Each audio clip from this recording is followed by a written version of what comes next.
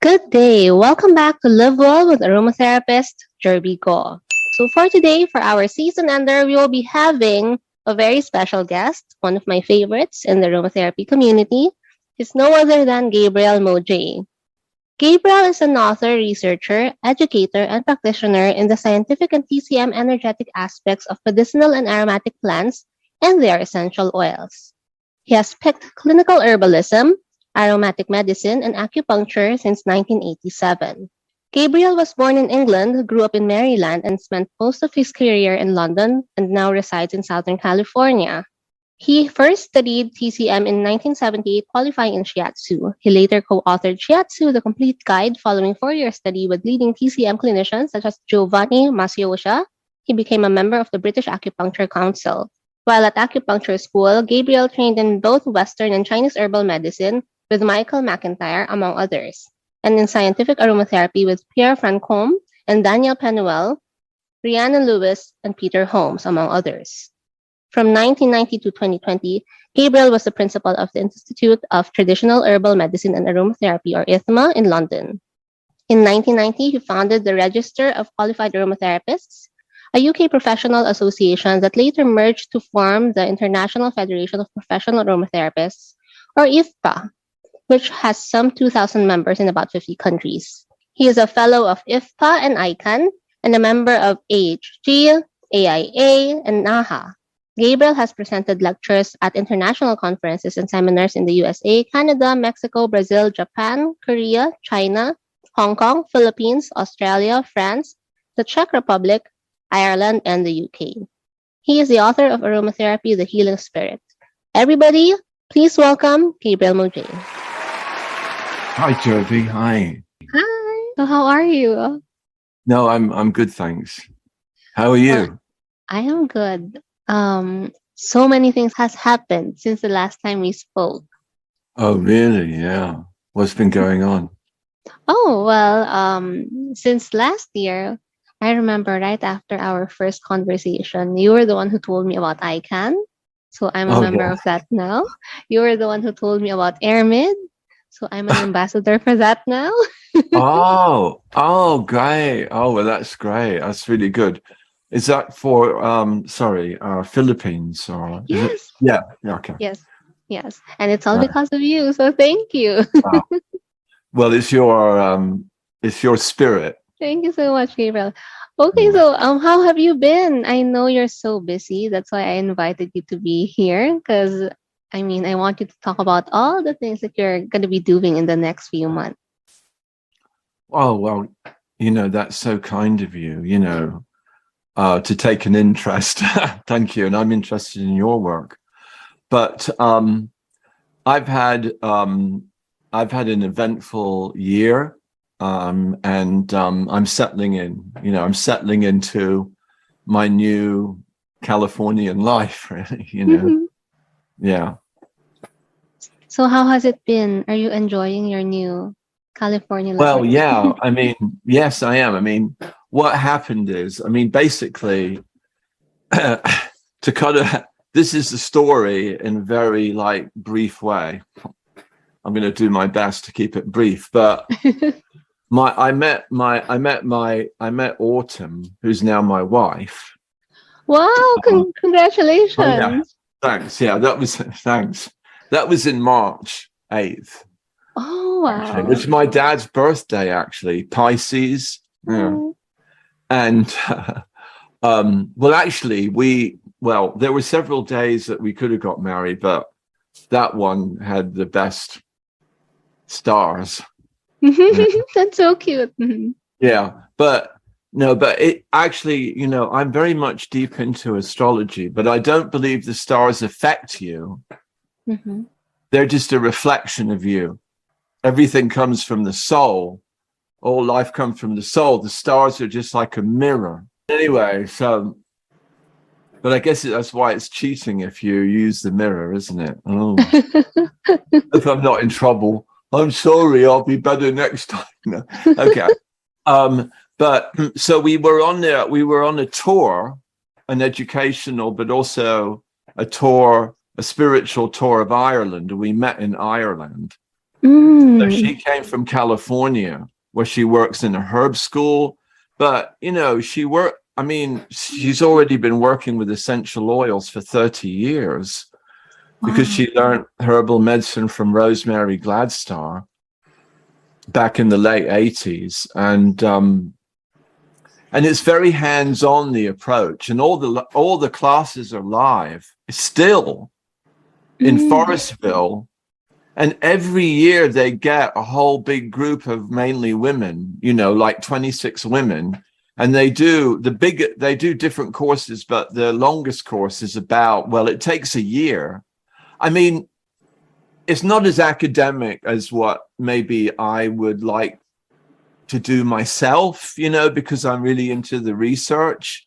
But it's amazing in terms of like learning everything about how to identify and gather seaweed, and even how, you know, autumn teaches you to go into the woods and know what mushrooms are poisonous or not. Wow.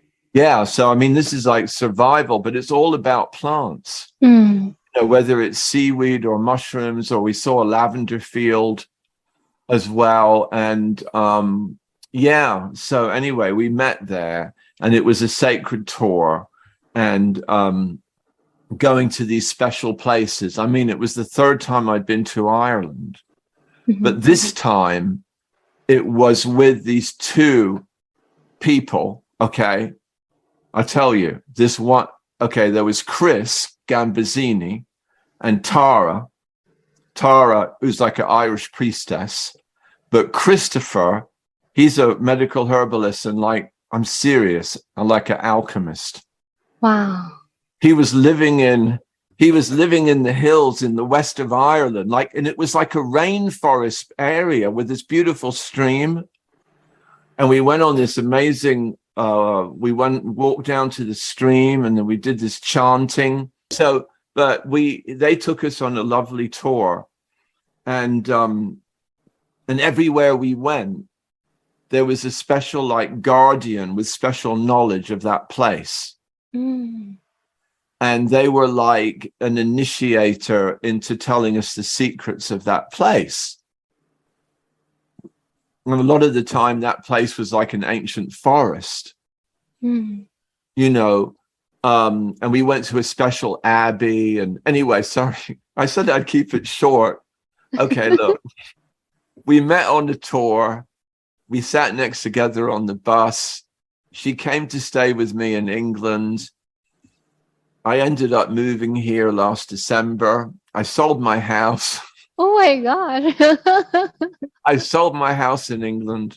This is since, well, I'm sure this is since we last spoke. Yes, definitely. Yeah, so I sold my house in England.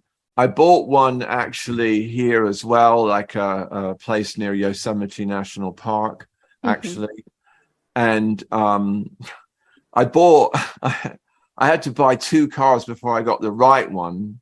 I saw the one with Tesla, and then you sold it off. Yeah. I saw that. First I got one that was really good and all electric, but it didn't go far enough. So then I got the Tesla, which went far enough, but it was too much money. Now I have a Honda, and it's perfect because it can go 50 miles on electric, and that's most of the time I use it. And then if I need to take a long journey, it turns into a hybrid. So it's called a Clarity. They don't even make it. I think it's too, I don't know why. God knows. Anyway, never mind. But so no, and then what happened, I was out on the East Coast. I went out there by train to see family and friends. Autumn flew out there. This was like in July. And then we drove back together. Drove back. And I haven't even shown, I've been so busy because I had this sandalwood paper to finish. Yes. And I was so busy that I haven't even shared some of the photos from that trip, except ones we took with iPhone. So there's one of us when we're coming back near Lake Tahoe and, you know, coming back home to California. And after, we did it. We actually did it. I think we did it did we do it? I think in 7 days, but Autumn was working a little bit along the way. Because she also is an educator for Herb Farm, which is one of the biggest distributors of herbal tinctures. They do a lot of herbal tinctures. They don't do capsules, and I think they don't do capsules, and they don't really do dried herbs. Rocky Mountain Herbs does that. No, not Rocky Mountain. Sorry. Mountain Rose Herbs. Mountain Rose, thank you.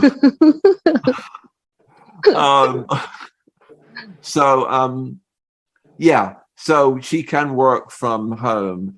And so we could have done it in 5 days if we drove all the time, a lot, but 7 days wasn't too bad. Yeah. And I was thinking today it was a good thing, because when I was younger, I only got as far as Montana. Yeah. And another time I only got as far as Colorado. So this time I crossed the Rockies. Yeah.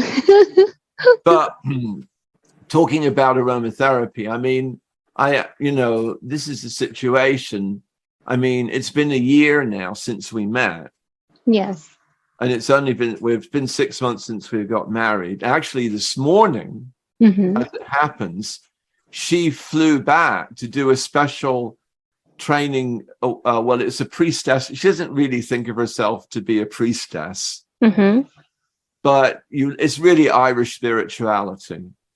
And with someone, her name is Felicity, not Warner, but another Felicity. I'm sorry, but anyway, she, it's this school.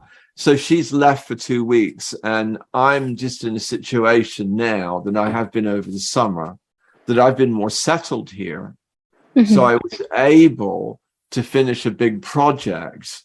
And that's inspired me a lot, because it's taken me deeper, I feel, into understanding. It's like sandalwood was the door for me to really understand what I'm going to say to you. I'm going to call it the sound of 2 hands clapping. Oh. Now, I know the Zen thing is supposed to, now with Zen, the master, the teacher is wanting to surprise the mind so much that you have some sort of moment of awakening. Yeah. So they tell me what is the sound of 1 hand clapping, and it's one of those things that doesn't make sense to the mind, because clap and 1 hand, they don't go together. Yeah. But, this, because people who heard that before, like you and I, we hear 2. What is it? If I say, this is the sound of 2 hands clapping, it reminds us of that saying. Correct. But it suddenly, in a different way, surprises us. Correct. Oh, what does that mean? Why is he saying 2 hands instead of 1? And the reason I'm saying 2 hands, and I'll tell you why, quite simply, is because I think you need both a scientific eye to see and an energetic eye. 2 sides of the brain. Correct. 2 eyes, 2 nostrils, 2 hands. So this is like symbolic. I'm not trying to make some kind of I don't believe in pseudoscience. And actually, I've got to tell you, I'm not terribly keen on the whole idea of essential oils having vibration, but I won't go into that now. But anyway, because to me, energetic is about function. And that is the other big topic that I'm going to be talking about when I'm speaking. And the reason it's on my mind is because I've been preparing a talk for the herbal community. They've kindly invited me to speak at the American Herbalist Guild, which is in Bethesda, Maryland, which is weirdly around the corner. It's like just near where I grew up. Oh my gosh, that's so nice. Yeah, I'm just going to get my other glasses because sorry. Let me just get these other glasses, sorry. And only about 3 miles away, because Bethesda, Maryland is where the National Institutes of Health is. And the National Institutes of Health, you may know, is government-funded research campus of many institutes concerned with medical research. And it's in a county where there are also many other research institutes, and medical industry is massive there. That county has more research investment than any other small area in the world. Wow. That county is the biggest focus of medical research. Well, certainly in North America, but the amount of investment is massive and always has been since the 60s. And that's how my dad got a job there as a research cancer chemist. Wow. And that's how I grew up in America. It's like going full circle, and now you're going to be sleeping there. No, that's a good point. Yeah. Weirdly, I mean, I didn't do chemistry. Maybe in some ways I wish I had, but I didn't follow that path at university. I went into literature mainly, you know. My dad got a PhD in organic chemistry and studied. He actually studied actinomycins, which are one of the main, most important natural bacteria in the soil that help break down the soil, and their anti-cancer properties, you know. I mean, he studied that from the point of view of being in a lab doing a lot of, test tubes and chemical. It was all about chemistry. But he worked with a clinician, another guy named Tony.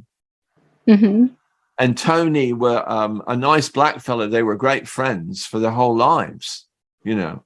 And Tony's still alive, actually.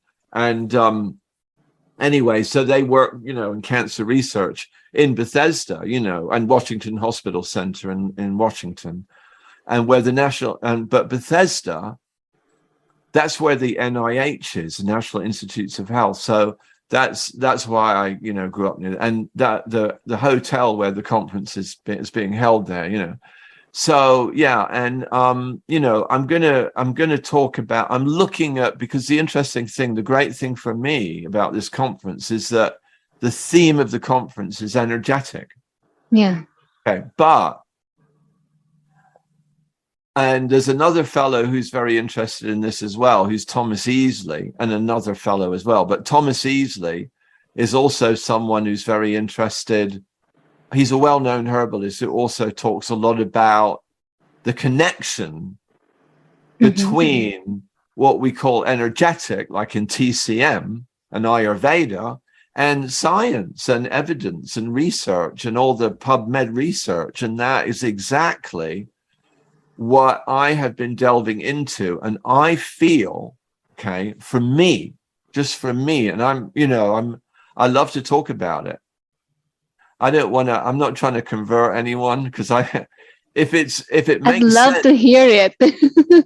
if it makes sense, then, people will naturally, think it makes sense.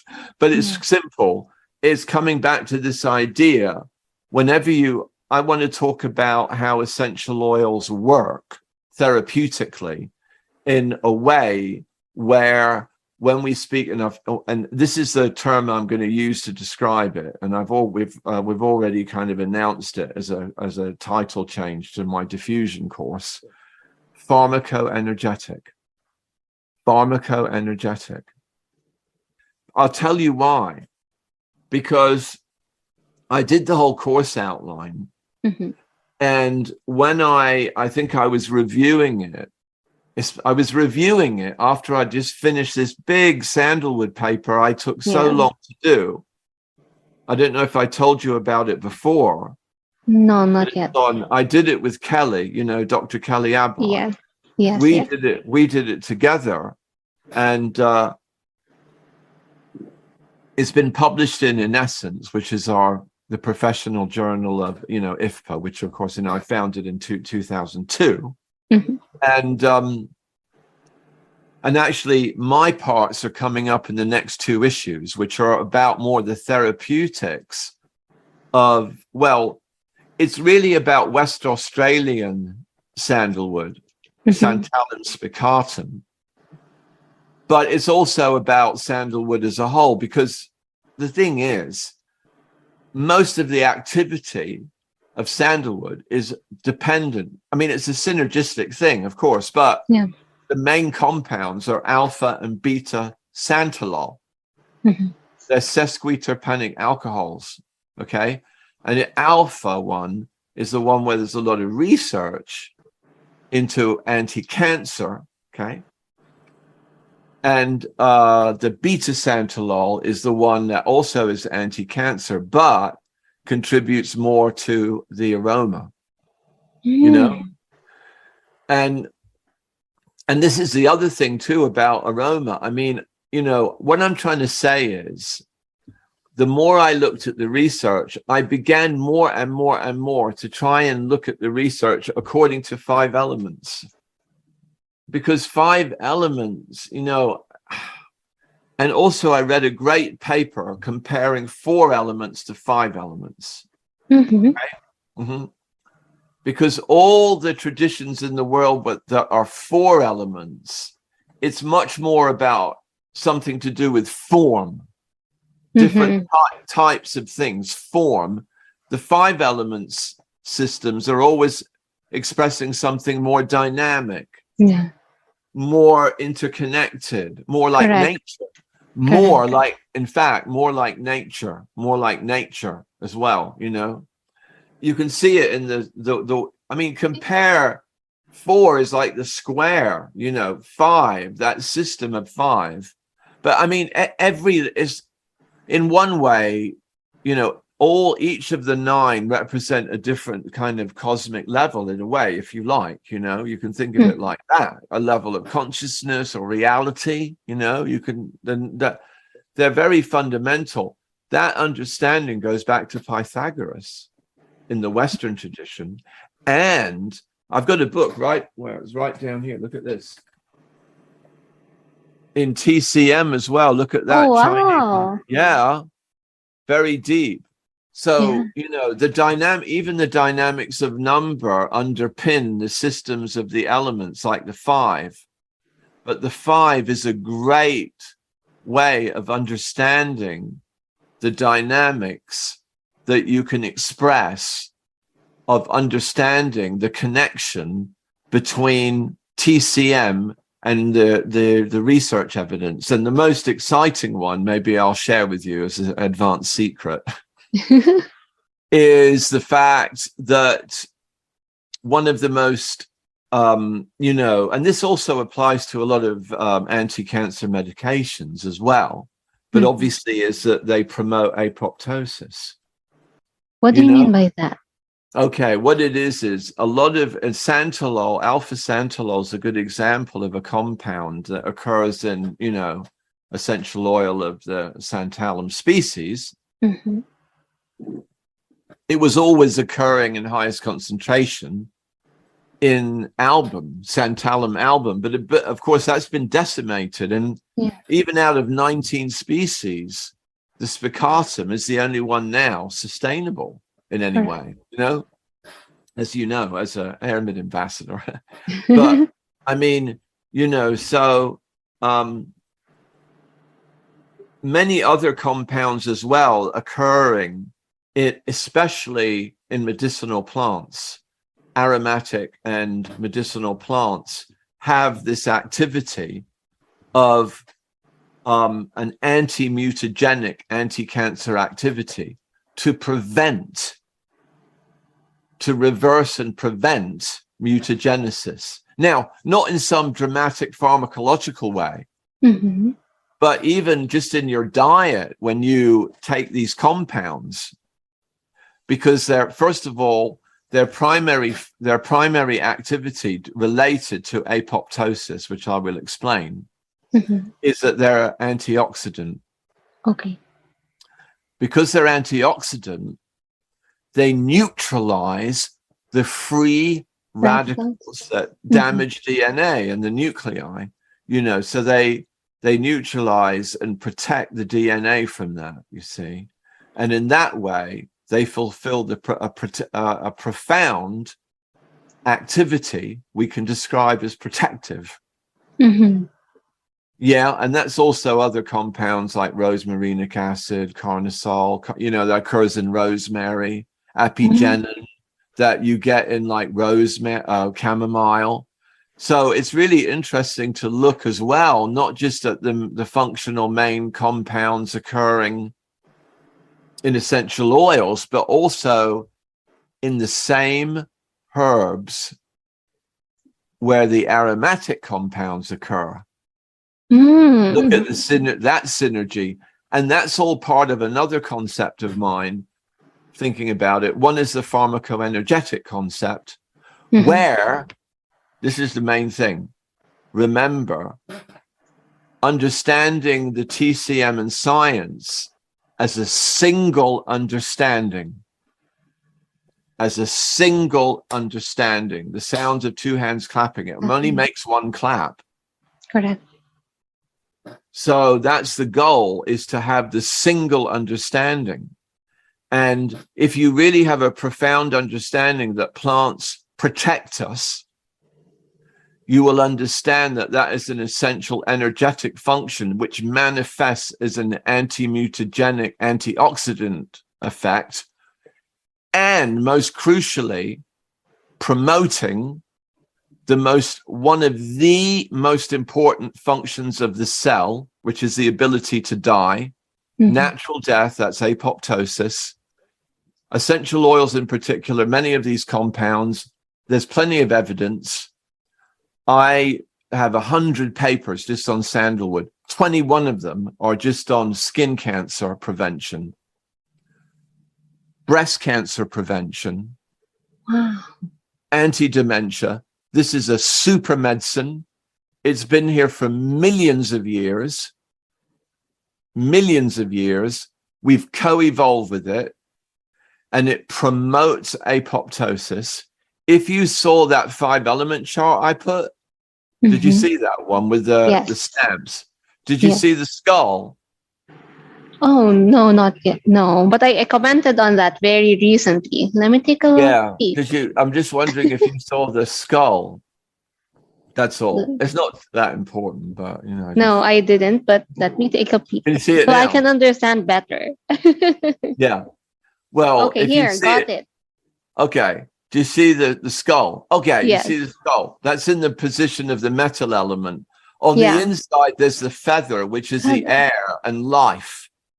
And do you notice the message God gave me when I put that there? Because this was all just intuitive. God said, life is long. See the feather? Life is long. Because metal is also life and vitality. But we maintain our vitality, and it takes energy to die. Yeah, that's true. Apoptosis takes energy, but compounds that occur in medicinal plants and aromatic plants and compounds like sandalwood, which are super medicine, have a very special power to restore and promote that function. And that's part of their ability to, I think, do the main function of the water element, which is to restore.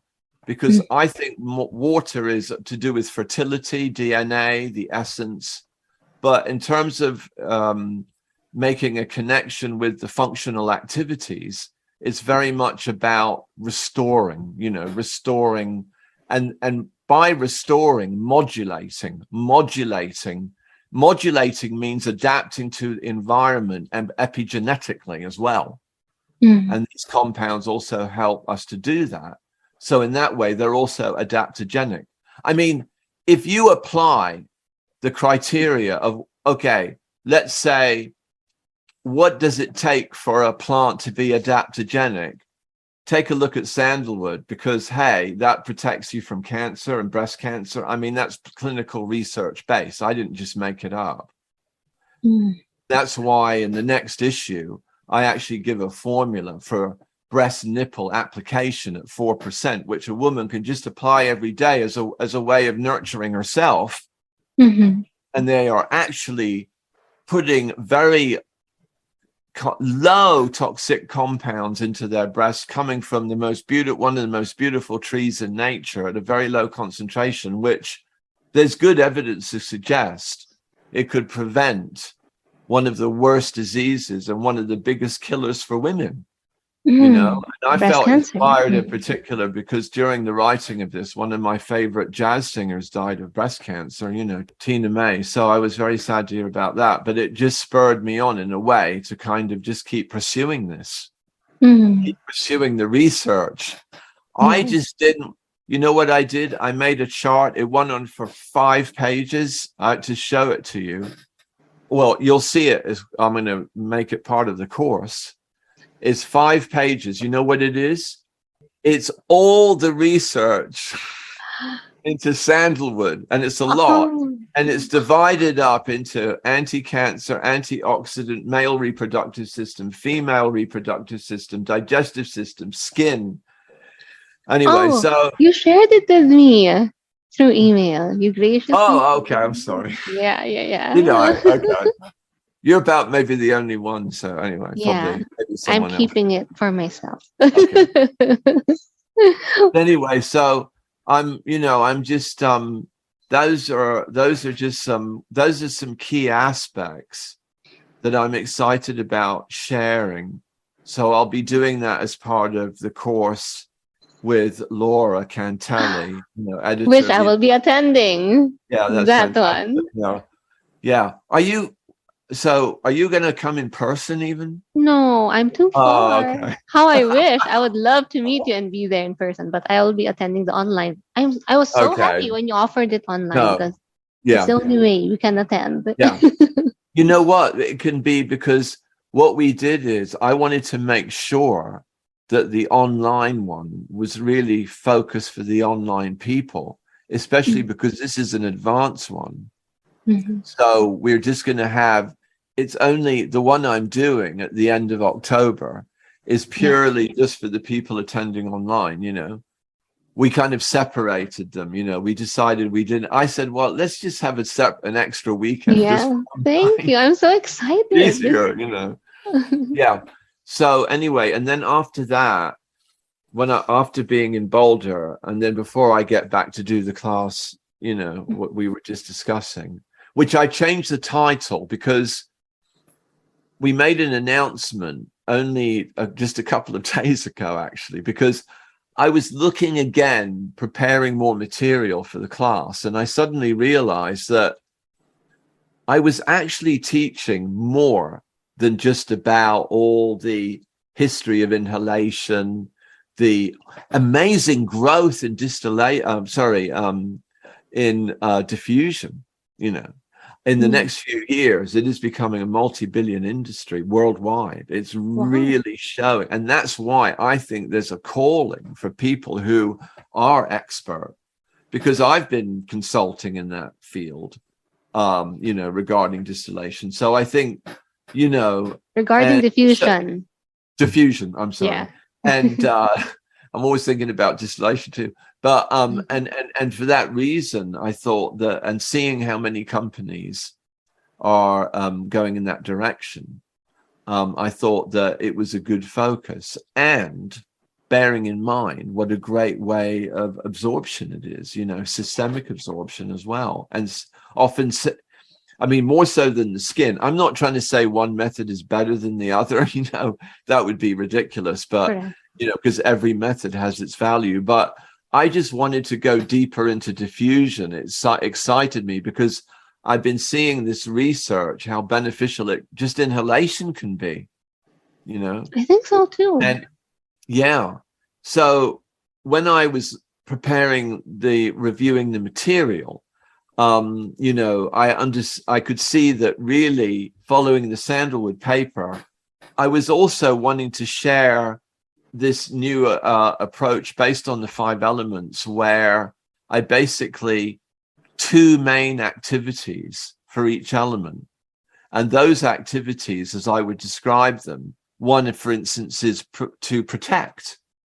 That is both energetic and pharmacological, and it works on both those levels. And similarly, the ability to, restore the natural cycle of the cell, in our bodies. And again, just to restore that, in a way, to return us to that natural harmony with nature, really, which is what the Tao is all about as well, of course, if we think about Taoism and the Tao Te Ching, it's all about, I always have felt that is, even when I was teaching Shiatsu in the 80s, I was trying to, not the only person, I suppose, but my emphasis was when you're giving body work like Shiatsu, just see yourself more as a channel that's allowing the healing process within that person. You're not trying to give them chi. You can't. Correct. We can't give someone our chi, but we can be a channel for the universal chi, and then also at the same time that universal chi that also comes from the essential oils, that we can just sit back and let it do its work. We can just sit back, because of what it does is it helps to, I think, bring back and restore the natural healing capacity and power of our own body, and mind. Yeah. Wow, that's so profound. I think we already tackled 2 of your workshops, but I was wondering, Gabriel, did you draw this? Were you the one who? Yeah, no, I did. No, I didn't make. What I did was, I'll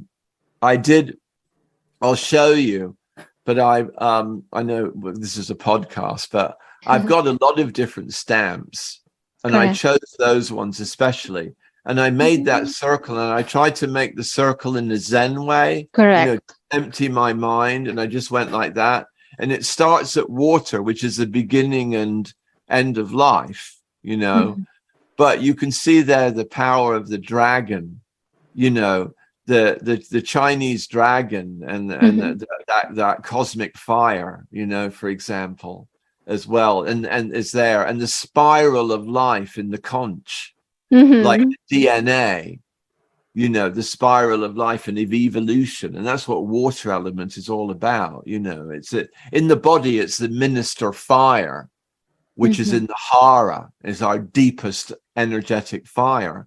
But the water element is also about our evolution, it's our fertility, our essence, our DNA, So we can look at that. But as I said, I also just love, I think maybe it's studying with Rhiannon. Rhiannon was a big, Lewis was a big, in the 90s. Well, not the first one, because actually, funnily enough, my first course in 87 was with Pénoël and Franchomme, and that was quite scientific.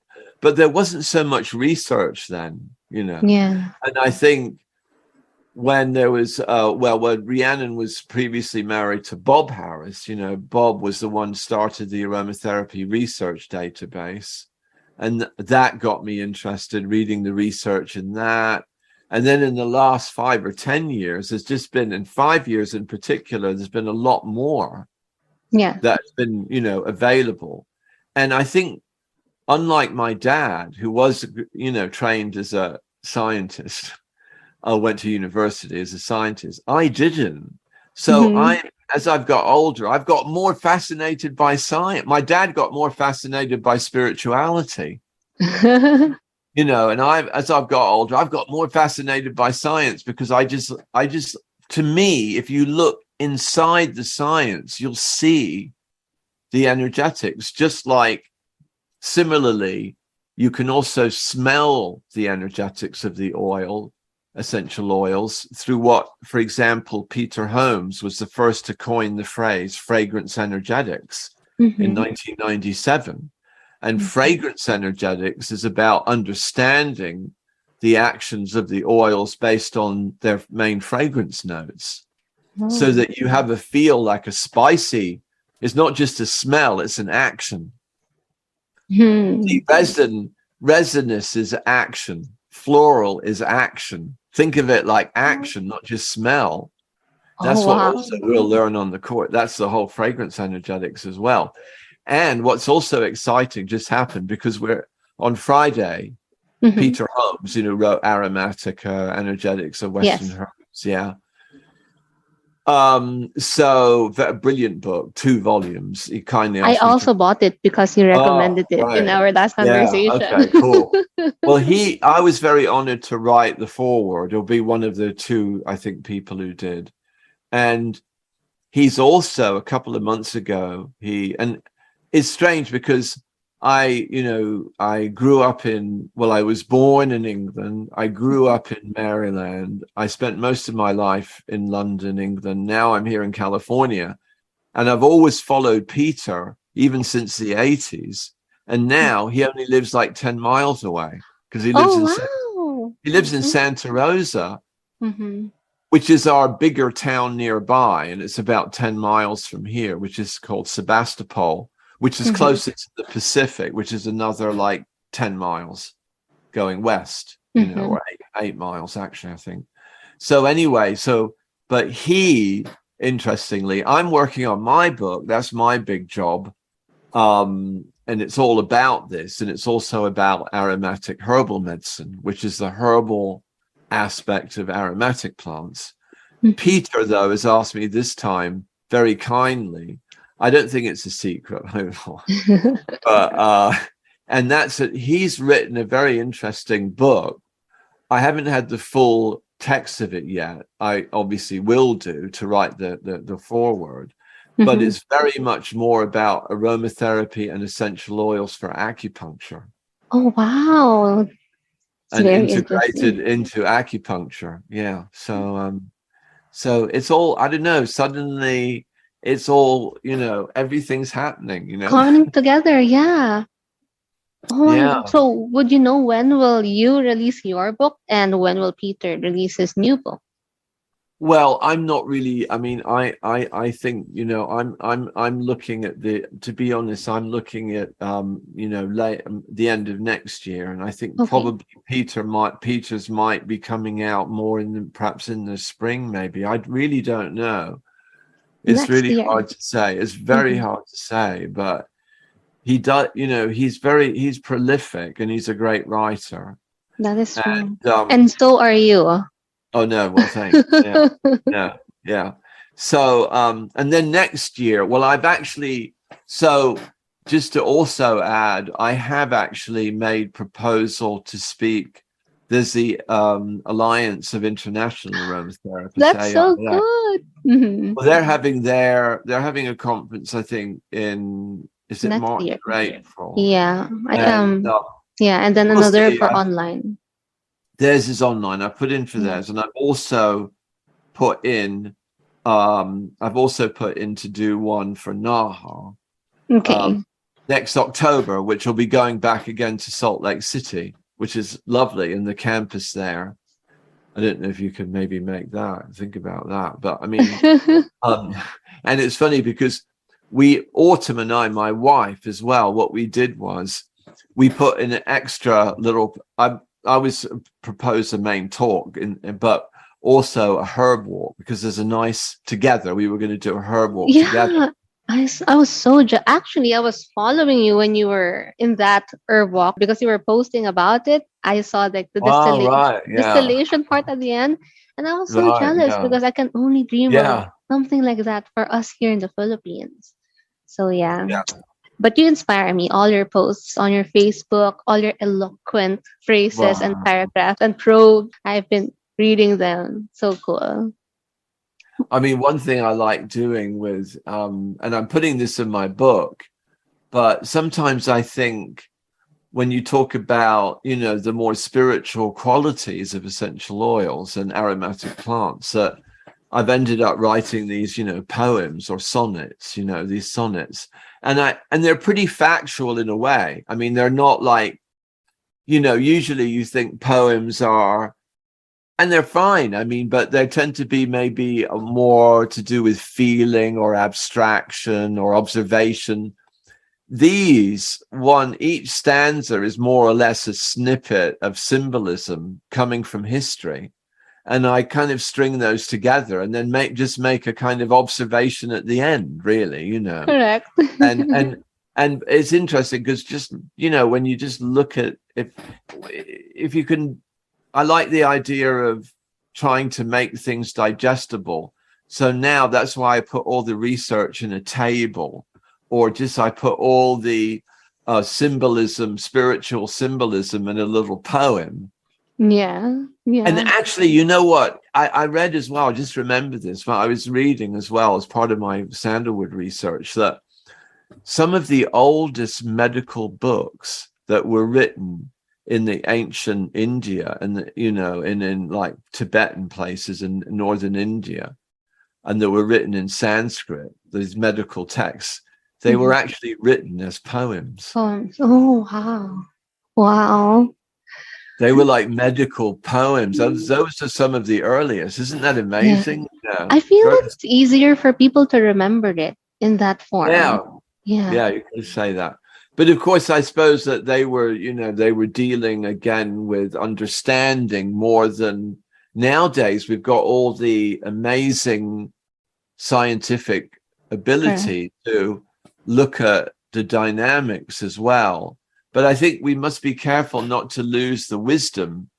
Yeah. But I think on the other hand, if I just look at essential oils, for example, purely from energetic point of view and just not have any, I can't really imagine doing that. But if I didn't have an interest in their pharmacology, and therefore then I wouldn't feel confident enough to give the kind of recommendations I do to people when they, you know, need a serious intervention. You know, I wouldn't feel, I don't know, I'd feel like I'm only looking at this because I really feel that I really need to know this to feel confident when sometimes I'm giving, you know, some important remedy for someone, aromatic remedy, you know. So, yeah. But Gabriel, are you planning to come out with your next book in an electronic form? Yeah, I mean, yes. Yeah. I mean, yeah. I think an ebook together with printed, both. Yes, please. If you're very keen on it's easier to travel with, aren't they? Ebooks. Yeah, and well, you know, again, like I've shared with you previously, hard copies get lost all the way here. So your hard copies got where our you mean mailing system? Yeah, our mailing system is not that amazing yet. Okay. No, so well, that's a things good we reason. order from Europe or UK, it gets lost. No, so. I can understand, you know. And I think also it is more sustainable. Yes, it That is. is important, you know. That's an important factor as well. So, yes. Yeah. Oh, I'm so happy. I'm so excited.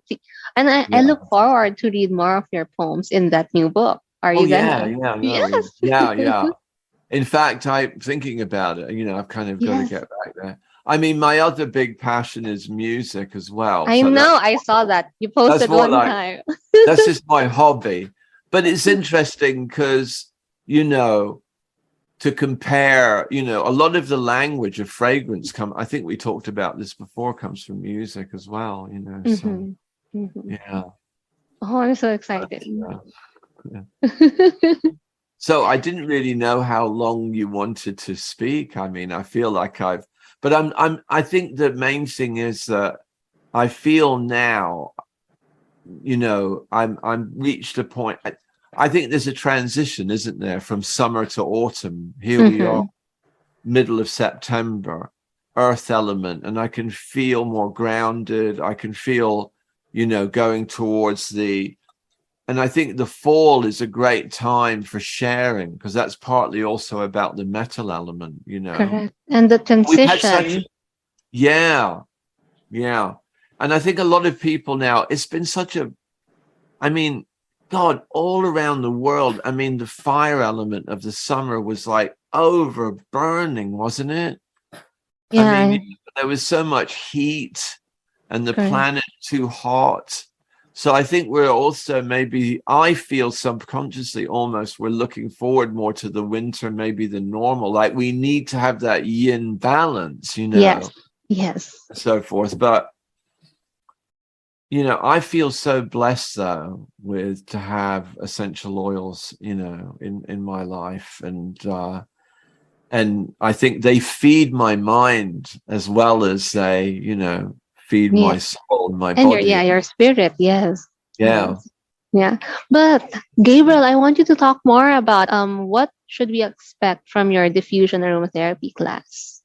Because I think it's a new topic, and I was hooked when you mentioned that, oh, you're going to be linking how the spaces and each specific location would have like link to what kind of smell that you need to come up with.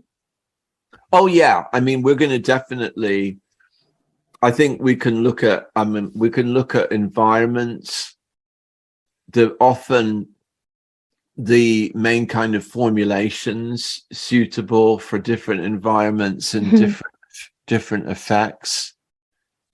And that links in turn with the fragrance energetics as well, you know. So I think that when I think what you can expect is, I mean, compared to my other course I'm doing in Baltimore, which is a bit more foundational, that's maybe more perhaps the slow lane on a 3-lane highway. This one, I think maybe it started out in the middle lane, but I've already gone into the fast lane. Fast lane. Oh my gosh, that's so exciting. And I think at the moment it's feeling a little bit like I'm on a German Autobahn. I can go 120 miles an hour. But I have to realize that, you know, be realistic as well. And I think that it's quite a wide-ranging course. So I think that it's going to be a course where I think it's more of an advanced one, and it's more of an advanced one than my 5-element one. But I think that it's also, I mean, sometimes you can make a course where you're initiating. Of course, you want to teach about, students want to come and learn about certain things. I want to teach you about fragrance energetics or about apoptosis, and I mean in relation to essential oil research and people, you know, so forth. But I also think, though, it's also about, I think, initiating or opening doors for people, so they turns on a light so they can themselves read more about or do their own. I know sometimes if I say you have to do your own research, it sounds a bit like, oh my God, I've got to do research. It doesn't have to be that heavy. Yeah.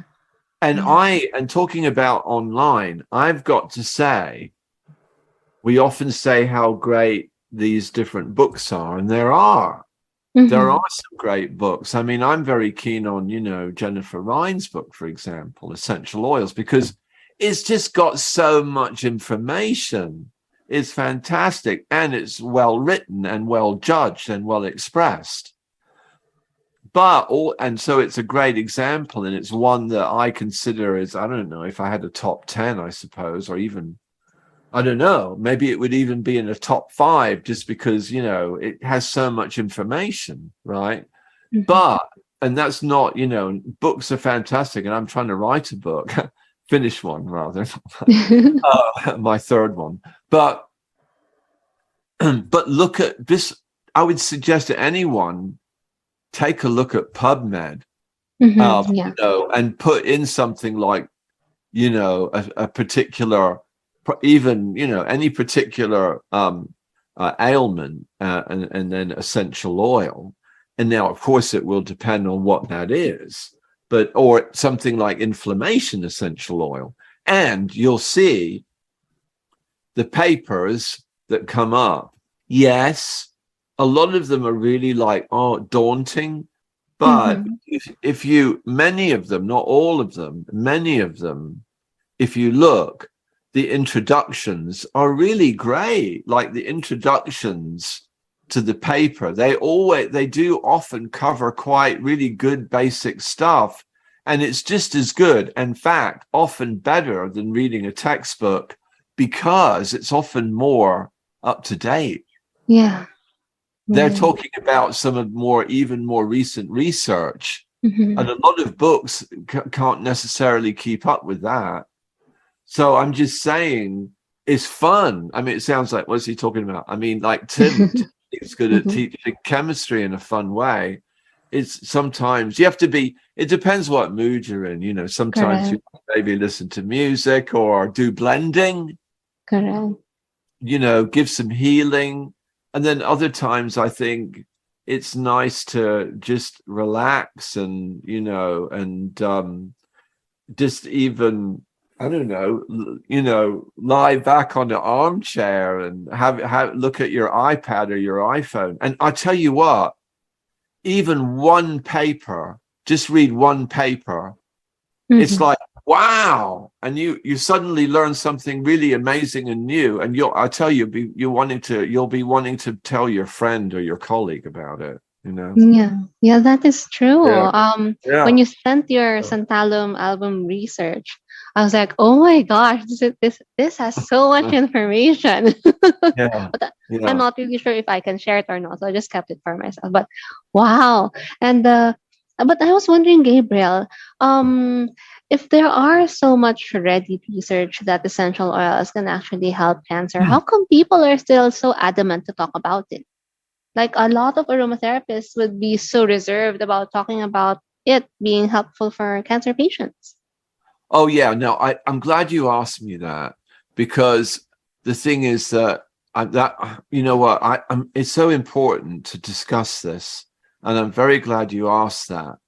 And I should say, first and foremost, I'm not really talking per se about cancer intervention. I know that sounds contradictory. And I mean, essential oils, I'm sure, can have a role in that way. Primarily, though, of course, they're more important, as Rhiannon has taught for many years at the Royal Marsden. They have a role in cancer care, okay? A massive role in cancer care in terms of symptom management, in terms of, you know, the spiritual, psychological benefits of essential oils for anxiety, in terms of making patients more comfortable, in terms of chronic wounds, Dr. Jackie Stringer. And she's also been at the forefront of some important clinical research in that regard. No, I want to stress that, first of all, I'm interested in the anti-cancer properties of essential oils in a prophylactic way, primarily, in a way of daily lifestyle where you diffuse essential oils primarily to help prevent mutagenesis, okay? Now, what we see in the field, we see a diverse range of perspectives, don't we? We can see the multi-level marketing people making outrageous claims about essential oils of frankincense curing cancer, the kind of confusion surrounding boswellic acid, because boswellic acid is not even occurring in the essential oil, which, by the way, is another reason, again, I'm stressing aromatic herbalism together with aromatherapy. Aromatic herbal medicine as well, and I want to pursue that further. In fact, I got that aromaticherbalmedicine.com domain. I reserved it because I felt that was another important message, you know. And also it's not entirely at all, when I say entirely, you can see it reflected in Botanica. You know, the Botanica conferences, Rhiannon too has been seeking to unite those traditions, the herbal and aromatherapy traditions.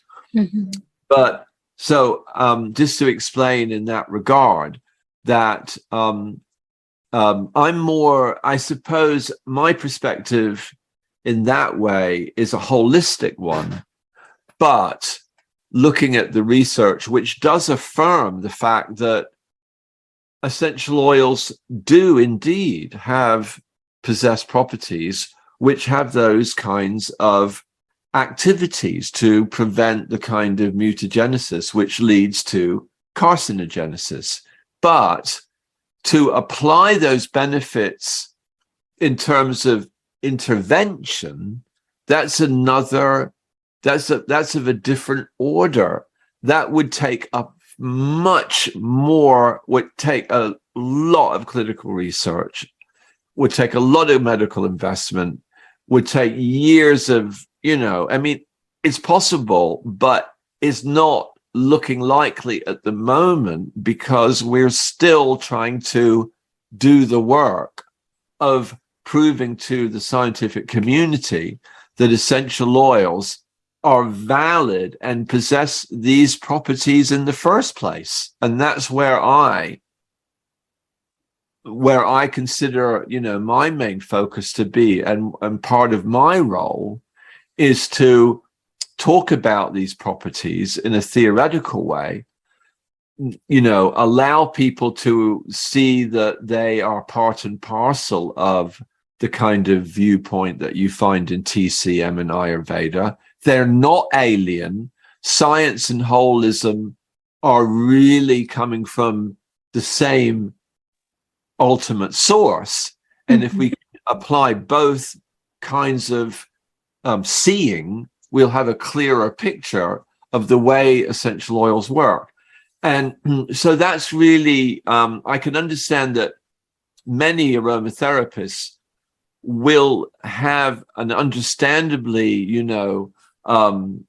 less than positive impression of many,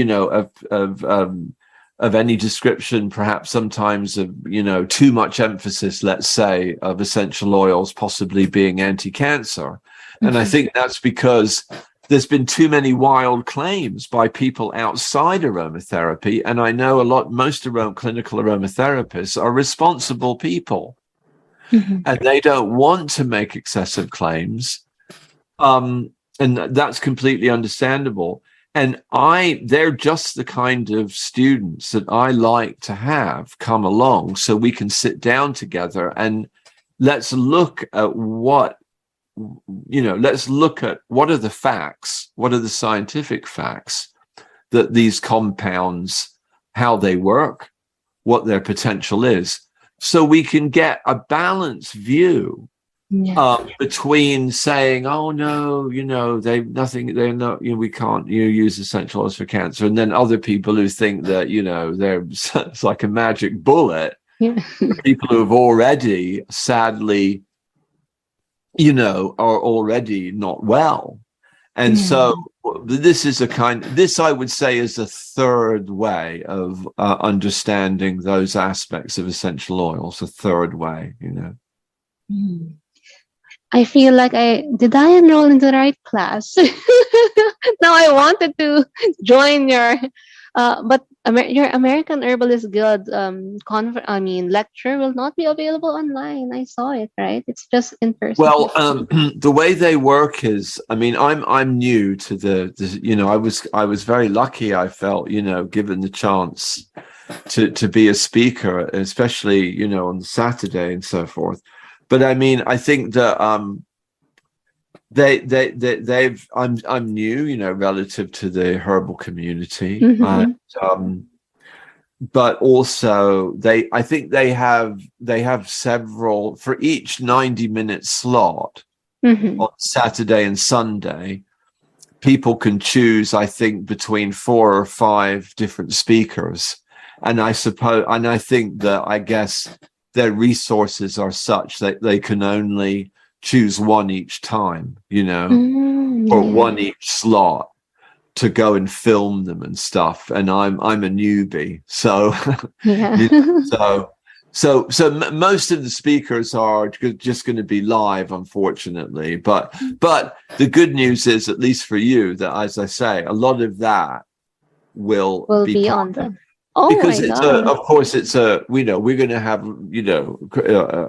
quite a lot longer to more hours to explore all that. So yeah. And I'm excited. No, that's great. Yeah.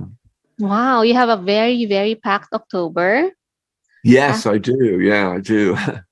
I'm After seeing old October? friends too. Yeah, for example, now between the 8th and 9th, I'll be with Laura Cantelli and For the live one. the live one of the pharmacoenergetic and diffusion aromatherapy. We'll also be looking at feng shui aromatherapy. That's something I developed in the 90s. Yeah. And then also the weekend after that, as I said, I'll be in Baltimore. That's more my bread and butter, as I say. Yes, your 5 elements. Yeah, and the fragrance energetics. We will be, certainly touching on that for the diffusion class. But the interesting thing is that will be with my friend Teresa. I'm trying to pronounce her name right. It's Cangliosi, and I did my first weekend class with her in the States in 1998. Wow! Yeah. Wow. So I'll be, it'd be fun to be there again. Yeah. And I'll be seeing. We've invited an old friend of mine as well. I don't know if you know him, Michael Scholes. He has a company called the Laboratory of Flowers. He's very well known fellow in American aromatherapy. Michael, and he lives fairly near in Virginia, Yeah, his company is Laboratory of Flowers. Yeah, I'll search about it. But I remember Jade mentioned that you are moving to North America, and I know that she was also excited when she told me about it. So, is that Jade? Who's Jade that? Shoots. Oh, Jade Shoots. Yeah.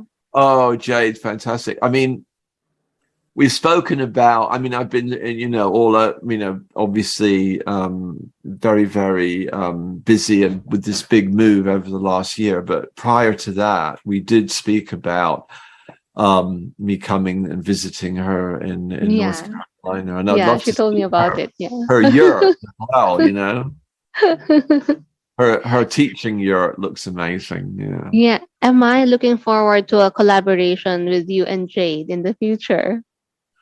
Well,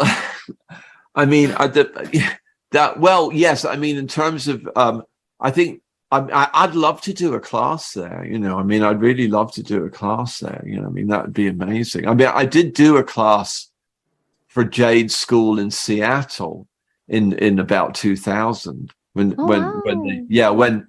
she had the Institute of Dynamic She changed the name, I know. When it was used to be called Institute of Dynamic Aromatherapy. And that's when she was living in Seattle. And then she moved to North Carolina, So, wow. Yeah. Well, Gabriel, will there be a chance also that you will be doing a class for the Philippine school? Well, did I mention? Jade and I partnered to open the Philippine school. Wow, really? Oh. Yes. Oh, now tell me about your school. Can you tell me, is this your school? I'd love to hear about it. Oh, yeah. So it's the first it's the first aromatherapy certification school in the Philippines. So basically we are, we've taken after Jade's curriculum. So we have level 1 and 3. We'll have level 1 now. We'll be bringing also level 3. And I was just wondering if you will also be having like a class with us, hopefully someday. Will you be visiting us here? You never know. You never know, because one time I included Beijing. When I went to Japan, normally I go to Tokyo, but I include, an extra stop. I love travel. Oh my gosh. I'm Sagittarius, so but and I know, the Philippines also, what are some of the main essential oils you produce there? Elemi. Ilang-ilang. Elemi. Yes. Ilang, yeah. Mhm. Wow, fantastic. I love ylang ylang. Yeah. Oh my gosh. You should come here. If you have like any Yeah. trips to Tokyo, please make a stop over here. I'd love to. Because I tell you, I don't think I collect photos I try and take photos of aromatic plants. Mhm. And I went on Adobe stock for a while and I've got a few thousand, but I don't have any of my own ylang ylang. So I think that would be a good Yeah. reason to come, to Manila. Oh my gosh. But we will be going out of Manila because the ilang-ilang distillation Yeah. farms I know is outside the city. Yeah. We Where should. do We should. you live actually? Oh, I'm in Metro Manila. I'm in the city. Okay. Yeah. Yeah. But if you're coming, I would Yeah. call up some friends to say, hey, we're visiting. I have a very special guest. God, I mean, that actually, why, I'd love to do, I would really, one day, I mean, at the moment, but the funny thing is at the moment, to be honest, I mean, because we got married and I grew up here. Mhm. But I'm having to, apply again for a green card. Oh, yeah. I've You had a have to green stay there card. for 2 years. I don't know how long. I don't know how. I think it's 2 years, I heard. I'm not so sure, but for Filipinos, they would have As to soon stay as I there. can, I'll be there. Oh my gosh, that's Well, so cool. hopefully, Yeah. it certainly be. I mean, yeah, it's something I'd love to do because I think that Philippines it's a really important country in that region, isn't it? I mean, what's the population? It's like 140 million or something, is it? Something Yeah, like that. I It's quite a think, big country, isn't it? and it's a small country, but a lot of people. Yeah, yeah. It's a we have more Small people versus physically, but Singapore or right, Japan or yeah, Korea, but right, we're yeah, smaller. yeah. And I think is there a lot of different like cultures there too? Is it? Yeah. Yes. Yeah, Yes. that's fun. Yeah. That's fun. Well, I mean, England's like that too. London, London's like that. London's like they call it a melting pot. There's Yeah. different Yeah. cultures. So yeah. Oh, But I'm excited. I'm very, Sebastopol. This area is the area I live here with my wife. Autumn. It's full of vineyards and apple orchards. Yeah, Wow. it's quite a big wine area. It looks a bit like France, Oh. but then Are you when you get to enjoying? Mhm. Are you yeah, enjoying your time there? Looks yeah, like you. no, very When I nice, saw yeah. you, looks more glowing and you're more smiley Right. today.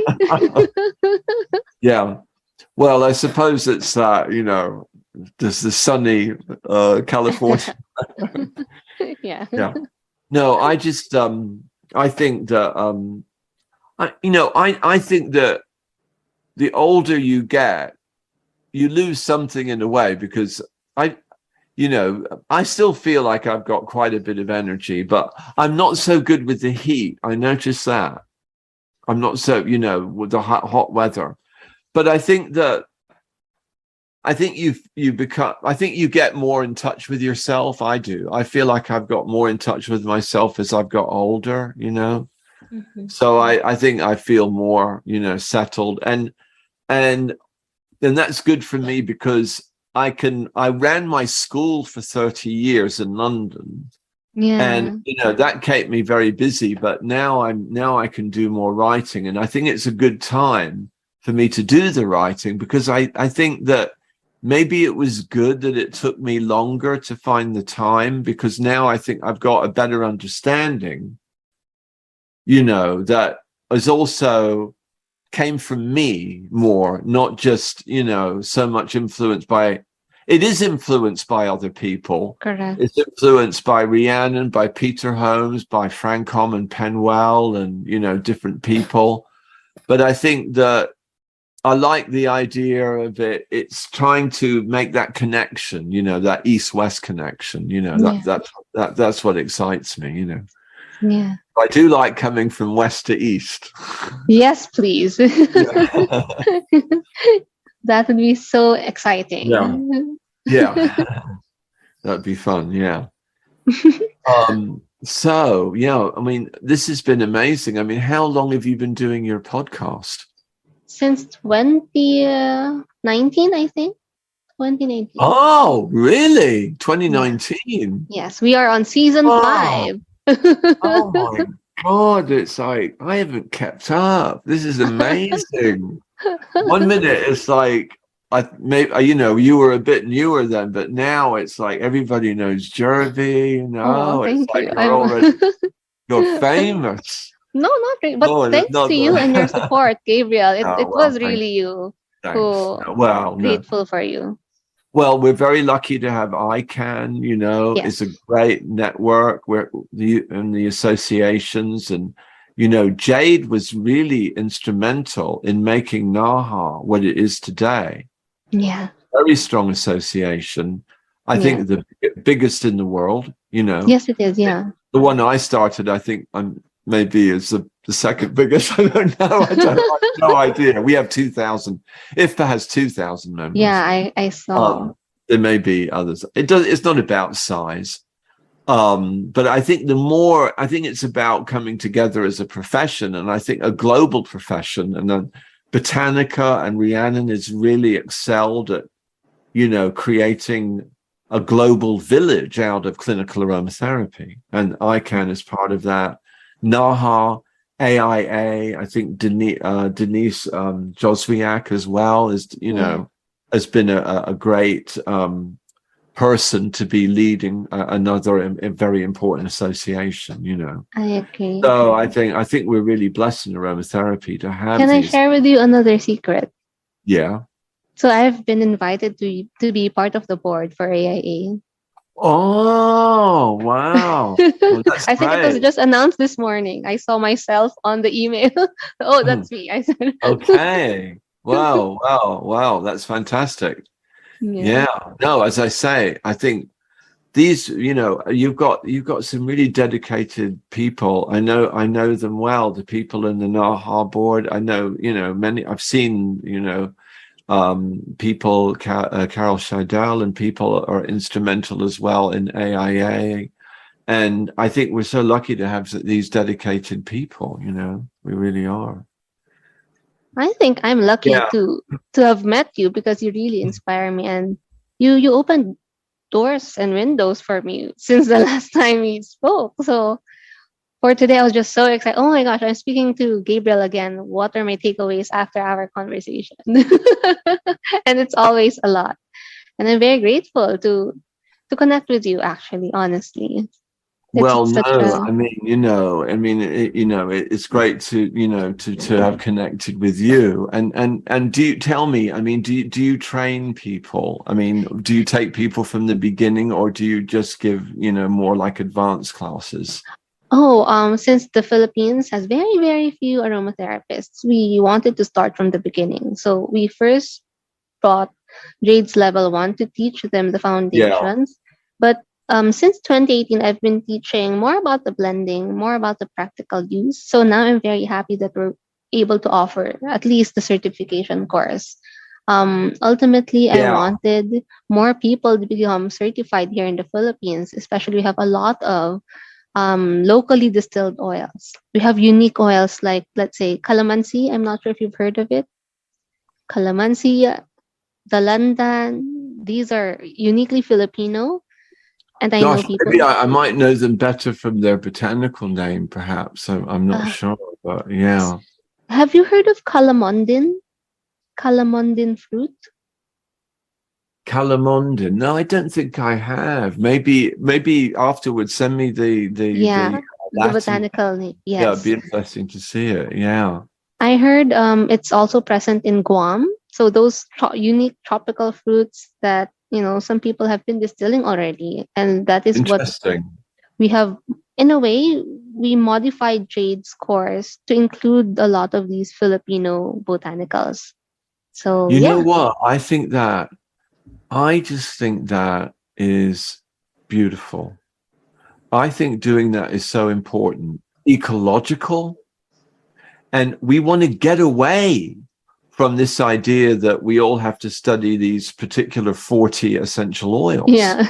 And I think the same is true as Japan, which is why I'm very interested in oils like, hinoki, kurimoji. Yes. Naka. Yeah. Japanese naka. Wow. Does that make an essential oil? I didn't know that. Yes, Japanese naka. Well, there you go. I learned something. I'm always learning. I like the idea of beginner's mind, and Brazil as well. I mean, guava essential oil. And one of my favorites is cascarilla bark, which is from the Amazon, cascarilla bark.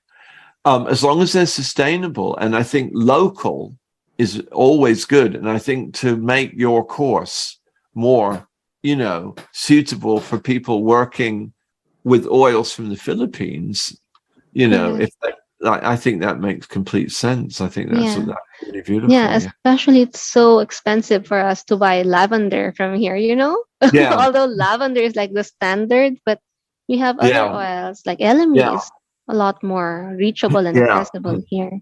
Yeah. Did you know? I mean, I remember when we had this educational panel, for example. Yes. That the first one that Rhiannon made for Botanica. I remember Annette Davis, again, I want to pay tribute to her for taking forward NAHA as well. She is someone as well, I think, puts a lot of emphasis on maintaining that diversity, getting away from this idea that, there has to be this uniform, standard in terms of everybody learning the same essential oils and so forth, Yeah, I agree. Yeah. Then I have another secret.